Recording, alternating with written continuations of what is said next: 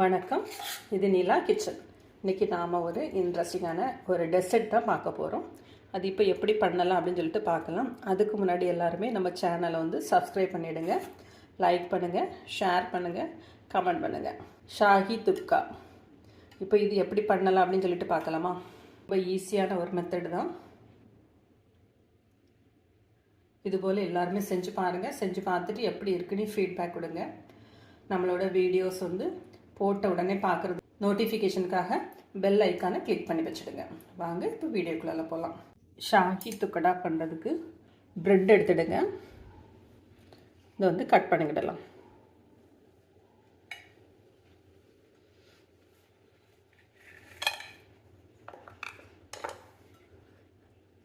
வந்து ஆயிலில் இப்போ ஃப்ரை பண்ணி எடுத்துடலாம்.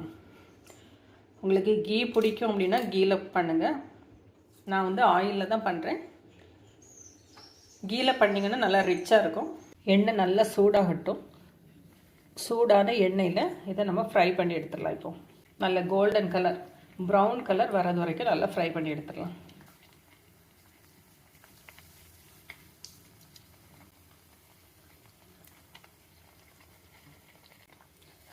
ரெண்டு பக்கமும் ஒரே கலர் வந்துட்டு இப்போ இதை வெளியில் எடுத்துடலாம். எண்ணெய் நல்லா வடிய வச்சுட்டு வெளியில் எடுத்துருங்க. இதில் வந்து 2 டேபிள் ஸ்பூன் அளவுக்கு பால் பவுடர் எடுத்துருக்குறேன். கொஞ்சம் சூடு இல்லாத பால் விட்டு இதை கரைச்சி எடுத்துக்கிடலாம்.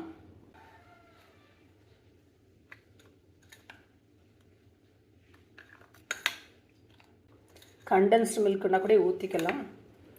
நான் வந்து பால் பவுடர் விட்டுருக்குறேன். எது வேணுமோ யூஸ் பண்ணிக்கோங்க. ரெண்டுமே இல்லை அப்படின்னாலும் பரவாயில்ல. பால் வந்து கொஞ்சம் ஜாஸ்தி எடுத்து ரொம்ப நேரம் குறுக வைக்கணும், அவ்வளோதான் வித்தியாசம். பால் அடுப்பில் வச்சுருக்கு, நல்லா கொதிச்சிட்ருக்கு. இதில் வந்து இந்த பால் பவுடரையும் கலக்கிடலாம். தனியாக பாலில் செய்தோம் அப்படின்னா டைம் ரொம்ப எடுக்கும். அது ரபடி வர்றதுக்கு கொஞ்சம் கண்டென்ஸ் மில்க்கு இதே பால் பவுடர் ஆட் பண்ணோன்னா ஈஸியாக அந்த ரபடி செட் ஆகிரும். அதுக்காக தான் இது சேர்க்குறது. நல்லா சைடில் வர்றது எல்லாமே நல்லா எடுத்து விட்டு கலரிக்கிடுங்க.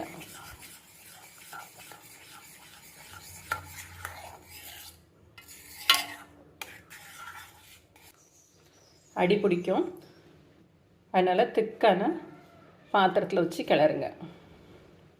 1 டீஸ்பூன் அளவுக்கு கஸ்டர்ட் பவுடர் பால் விட்டு கலந்துக்கிடலாம்.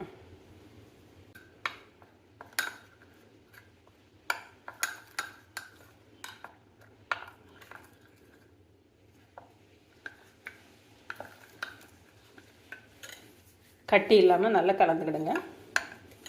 பால் வந்து நல்லா திக்காக ஆரம்பிச்சிச்சு.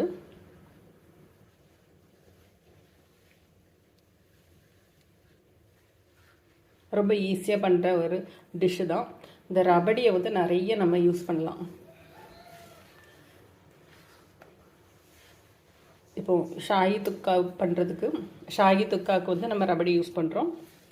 எக்ஸஸாக இருந்துன்னு வைங்களேன், குல்ஃபி மோடில் விட்டு வச்சிங்கன்னா குல்ஃபி ரெடி. ஓரளவுக்கு பால் வந்து திக்காயிடுச்சு, பபிள்ஸ் வர ஆரம்பிச்சிச்சு. இப்போ வந்து நம்ம கஸ்டர்ட் பவுடரை உள்ளே ஆட் பண்ணிடலாம். நல்லா சைடில் வாரது எல்லாமே நல்லா எடுத்து விட்டு அதுக்கப்புறம் கிளறுங்க.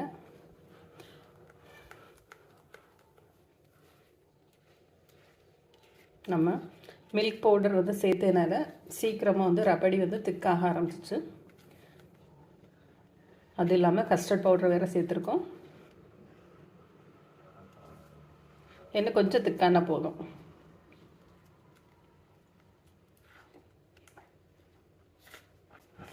கஸ்டர்ட் பவுடர் வந்து ரொம்ப சேர்க்காதுங்க. ஒரு 1/2 லிட்டர் பாலுக்கு 1 டீஸ்பூன் அளவுக்கு சேர்த்தா போதும். இப்போ ரபடி வந்து ரெடி ஆயிடுச்சு.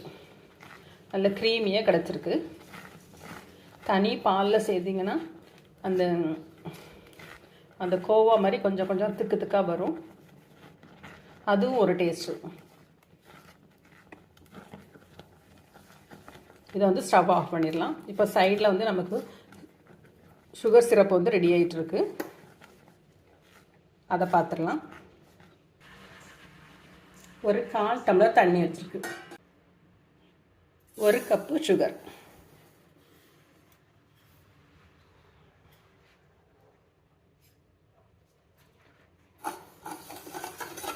சுகர் வந்து நல்லா கரையட்டும். ரொம்ப கம்பி பதம் அப்படிலாம் வேண்டாம். நம்ம குலோப் ஜாமுன் செய்வோம்ல, அந்த அளவுக்கு சுகர் வந்து கரைஞ்சா போதும்.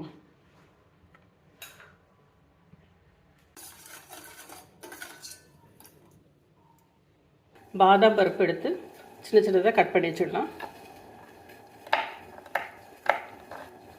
சுகர் சிரப்போட 2 ஏலக்காய் வாசத்துக்கு போட்டுருங்க. இதுக்கு பதம்லாம் தேவையில்லை. இப்போ வந்து ஃப்ரை பண்ண ப்ரெட் எல்லாம் இதில் போட்டுடலாம். ஒரு 2-3 நிமிஷம் இருக்கட்டும்.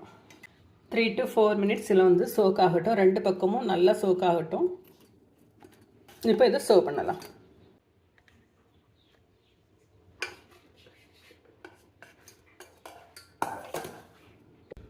இப்போ ரபடியே இது மேலே அப்படியே விட்டுருங்க. டெக்கரேஷனுக்காக நட்ஸு, பாதாம், பிஸ்தா,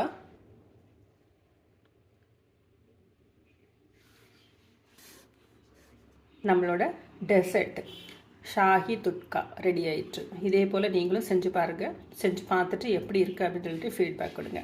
தேங்க்யூ.